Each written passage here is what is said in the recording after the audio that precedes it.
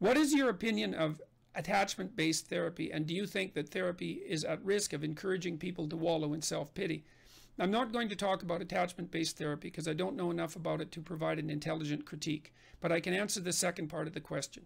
Do I think that therapy risks encouraging people to wallow in self-pity? Not if it's done by a competent therapist. If your therapist is encouraging you to wallow in self-pity, then it's time to get the hell out of there. You've got a therapist who thinks that they're supposed to offer you a safe space. That's not helpful. Look, what do you do as a therapist? You act as a strategic counselor. So let's imagine someone comes to see me. So there's two big mysteries, right? What's wrong and what would look better? What's wrong and what would a cure look like? And I don't know. And so if you're a therapist, the first thing you want to do is figure out that you don't know what's wrong with this person, and probably neither do they, and you also don't know what's right for them. And so then you start talking to the person to try to solve that problem. It's like, okay, you've come to see me because something isn't right in your life. What is it? And so then the person has to talk and talk and talk, and you have to ask them questions to find out, because, you know, maybe they're depressed, maybe they're anxious, maybe they came from a terrible family, maybe they're really hard on themselves and things are actually going better than they think. Like, you have no idea what's wrong with them. You're ignorant, and so are they. And so you say, look, you can tell me anything. Try to tell the truth, because otherwise we're just not going to get anywhere, because we're trying to deal with reality here. So tell me the truth. I'm not going to be judgmental in any stupid sense. I'm going to judge like mad because I want to help you do things right. So I'm going to be judging like mad, but I'm not going to throw you out because of the things you say. You're going to have to wander all over weird territory to explain your problem because you don't even know what it is. So you have to listen a lot. And the first thing you want to figure out is, okay, what's wrong here? And the person will tell you 100 things that might be wrong. And they're quite painful to listen to often. You know, they'll tell you about their past and their present. I don't mean painful in that it's not engaging or that it's not worthwhile. I mean, people's lives have a lot of pain in them, so it's painful to partake in that. So they'll tell you like 100 things that might be wrong. And then you do an analysis with them and you think, well, okay, how many of those things really probably aren't a problem? The first thing that happens is if you let a person talk about, let's say they tell you about 100 problems. The first thing you find out is that 90 of them aren't real problems. And the person just figures that out as they talk them through. So they say, oh, well, that's linked to this, and maybe that's not really a problem. That's not as bad as I thought it was, and we can probably ignore that. It's like they have a handful of cards that aren't organized, and they don't know what to do with them. There's too many cards. And so you say, look, lay your cards on the table, all of them. And this is also what you do when you're listening to someone you're intimate with, and they're trying to solve a problem. And you have to be patient to do this, because they're all upset about something. Right? And you don't know what it is. And maybe they're upset about you, and maybe they're upset about themselves, and they're not handling it very well, and they're impulsive and volatile and hard on you. And you say, all right, Christ, I'm going to listen to you. It's like, what's your stupid problem? And then they lay out their problem, right? The problem space. And you have to listen and not jump in there too quickly with a damn solution, because what the hell do you know? So you listen to them lay out the problem space. They lay their cards on the table. Then you say, well, we don't have to pay attention to this, and we don't have to pay attention to this, and we don't have to pay attention to this. And that's the cutting the dragon of chaos down to size. That's what it is. You look at the dragon of chaos and it starts to shrink. Okay, so, and that's because by looking at it, you indicate to the dragon that you're bigger than you thought you were, and that you're bigger than it thought you were.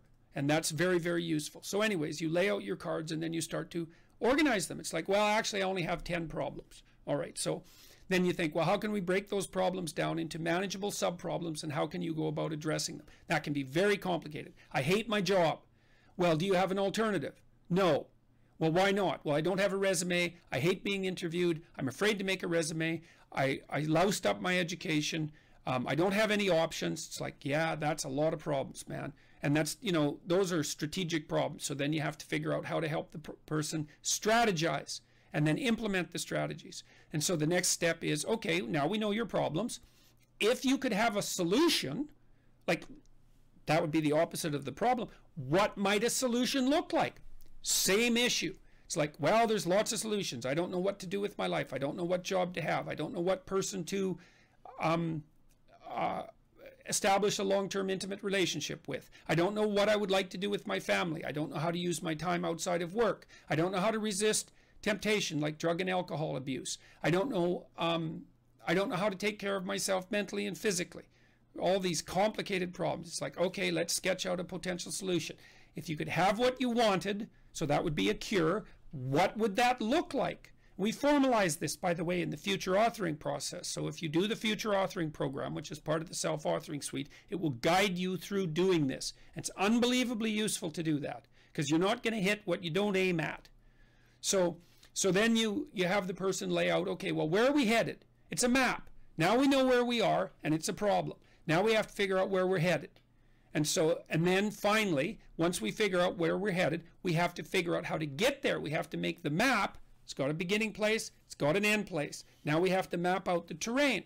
So like, well, I didn't finish my degree, or maybe I didn't go to college, or maybe I didn't finish high school. It's like, well, do you need a different job? Yes. Do you need a high school diploma to get that? Yes. What steps do you have to take to get a high school diploma? Maybe you have to start with one course, right? Okay, where do you find a course? You go look it up online.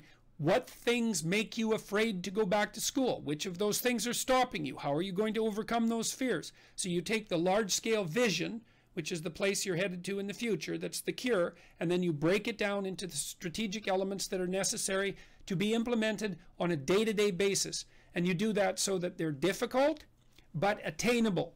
And then the person, if they're not difficult, then they're not worth attaining, obviously. Obviously, you're not pushing yourself, and you want the person not only to develop in the direction they're supposed to develop, but you want to get them better at developing. So you want to push them, just like you do with kids or yourself, if you have any sense.